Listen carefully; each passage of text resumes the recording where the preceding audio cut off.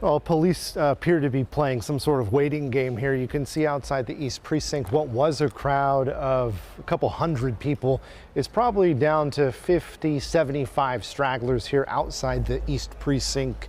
Seattle police staging in the area should anything happen or should this protest kind of take a turn. And I want to show you some video from earlier in the day. You can see Seattle police and Washington State Patrol, both departments with tactical units outside the East Precinct, kind of holding that intersection. We saw protesters move back down towards Seattle Central Community College and then back up to the East Precinct, where they've been holding a presence outside of what's become a fortified East Precinct.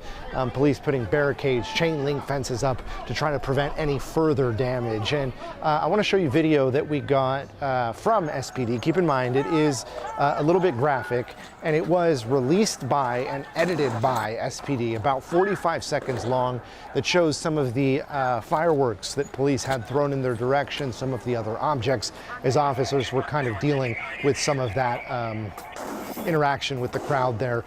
Yesterday was a violent night for Seattle police and for protesters. Police saying that more than 50 of their officers were injured in clashes with protesters, and more than 40 of those protesters were arrested.